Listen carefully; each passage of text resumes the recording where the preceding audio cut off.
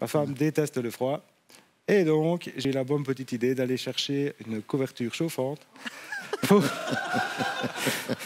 Genre de cadeau qu'on fait une femme de 85 ans.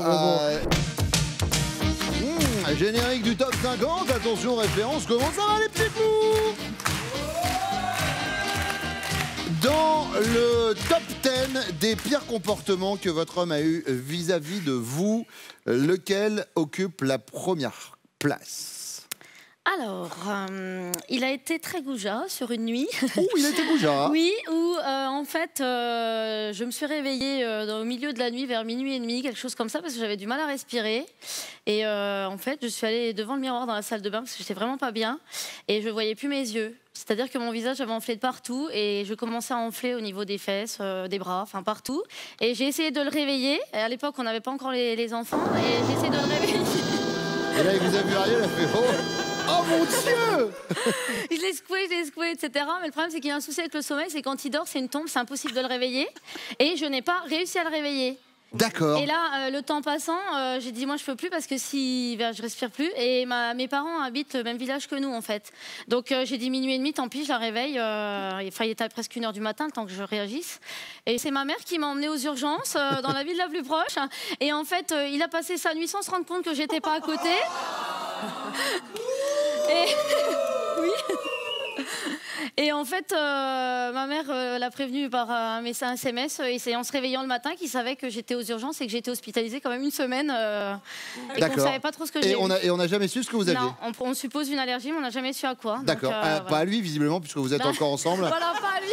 Mais en tout cas, on salue... Et on s'est mariés après quand même. Hein, donc, on salue sa réactivité sur ce coup-là. Laetitia. Alors moi, je dirais que c'était lors de mon deuxième accouchement pour la naissance de mon fils, Liam. Donc dans la vie de tous les jours, je suis plutôt assez avec une grande bouche, je parle beaucoup, je suis du genre à aller du tac au tac. Et là, en fait, la sage-femme me demandait de pousser, ce qui est normal pour accoucher. Ils font souvent ça pour les enfants, j'ai remarqué. Et c'est mieux aussi, pour aider à sortir. Et en fait, de ce fait-là, j'étais pas assez dans ce qu'elle me disait. Je faisais complètement l'opposé de ce qu'elle me demandait de faire. Et à un moment donné, devant de l'assemblée et la sage-femme, mon mari qui me dit bah vas-y, maintenant, t'as une grande gueule, donc vas-y, pousse quoi. Donc j'ai poussé et voilà. Et Dieu sait qu'en plus... S'il y a bien un moment dans sa vie où une femme a envie de se faire un peu engueuler, c'est au moment où elle accouche. Hein, ça, vraiment, c'est le moment qu'elles adorent, hein, par-dessus tout. Au niveau des hormones, ça a dû y aller. Bon, bah, c'est noté lors de l'accouchement. Annick. Eh bien, moi, je dirais plutôt sa fameuse demande en mariage. Finalement, c'est pas réellement la demande en mariage qui a été foireuse, c'est l'après. Qu'est-ce qui s'est passé? Donc, il m'a demandé en mariage. Donc, ça fait 10 ans qu'on est ensemble après nos 5 ans. Donc, voilà, c'était assez comique. Il avait mis des guirlandes de Noël partout, autour de l'écran télé. J'avais un clavier d'ordinateur où il était mis appuie sur moi pour avoir du volume. J'appuie. Toutes les guirlandes sont tombées, il n'y avait pas de son, rien du tout, etc. Bref, j'ai quand même dit oui. Oui. Nous ne sommes toujours pas mariés. Ah! Voilà. Mais pourquoi? Qu'est-ce qui s'est passé? J'ai commencé à regarder la robe, j'ai commencé à regarder les salles de réception, etc. Puis mettre ça en suspens. Hein. Mais pour quelle raison? Parce que ça coûte beaucoup de petits sous. Donc, voilà. Il est un peu rapia? Non, il n'est pas rapia, mais c'est vrai que finalement, on s'est dit, on est pas mal comme ça, quoi. Ah d'accord, donc du coup, ce serait... mais j'attends toujours quand même. Le comportement par rapport au mariage. Olivier, dans le top 10 des pires comportements que vous avez eu vis-à-vis d'Annick, lequel occupe la première place? Alors, il y en a eu quelques-uns, mais je pense que le pire, c'est lors de son anniversaire. Qu'est-ce que vous avez fait? Je ne savais absolument pas quoi prendre comme cadeau.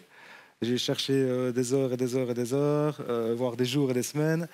Et il se fait que ma femme est très frileuse. Ma femme déteste le froid.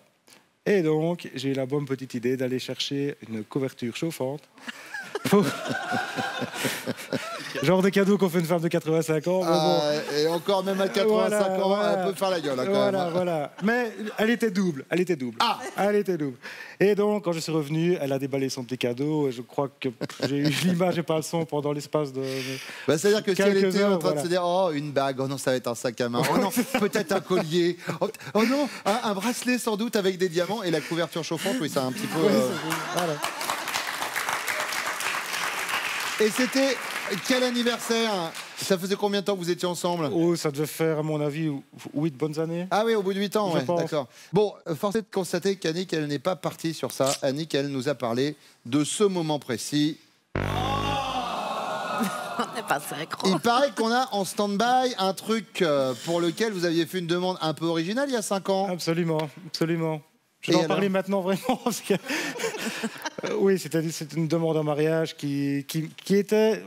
Toute la bonne volonté y était. Non, mais ça, on a compris. Toute la bonne volonté Et elle a y dit oui. Donc là, ça, c'est fait. Moi, Oui. ce que je veux savoir, c'est maintenant où on en est, puisqu'elle vous a dit oui à votre demande. Donc on fait quoi? Alors, ben, on attend. On a acheté une maison et on attend encore un petit peu. Voilà. La manière de D'accord. pouvoir préparer ça et de faire le plus beau mariage du monde.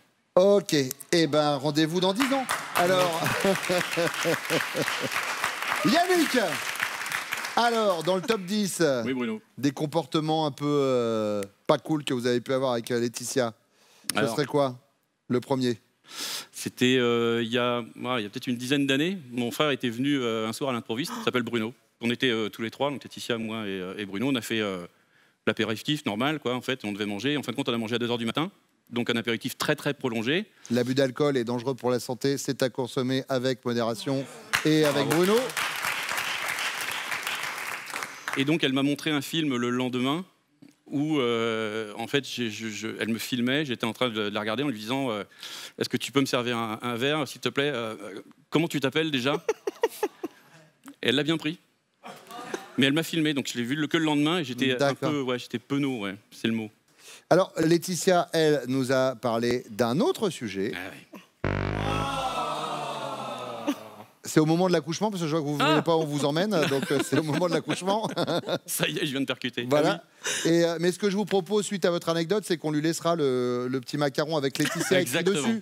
Comme ça, pour les prochaines soirées avec votre frère, vous aurez tout de suite le truc. Ne me remerciez pas, c'est cadeau. Vraiment, c'est pour moi. Merci. Nicolas!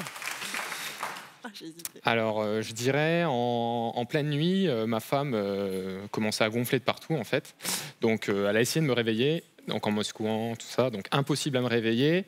Du coup, elle a été obligée d'appeler sa mère pour l'amener donc à l'hôpital. Et j'ai appris seulement le lendemain matin qu'elle était plus là et qu'elle était hospitalisée une semaine. Vous avez appris le lendemain matin qu'elle était plus là. Je suppose qu'en vous réveillant, vous avez vu qu'il manquait quelqu'un quand même. J'étais en train de me brosser les dents, j'étais habillé et tout, et on me dit ma femme n'est plus là. Ah bah oui. Il me semblait bien qu'il y avait plus de place dans le lit là. Donc du coup, ma belle-mère m'a appelé pour me dire donc qu'elle était à l'hôpital suite ça y à est, son on sait, gonflement. c'est ça. C'est Caroline Voilà. nous a tout expliqué, bien sûr. Non-assistance. Non-assistance à personne en danger. J'ai le sommeil lourd.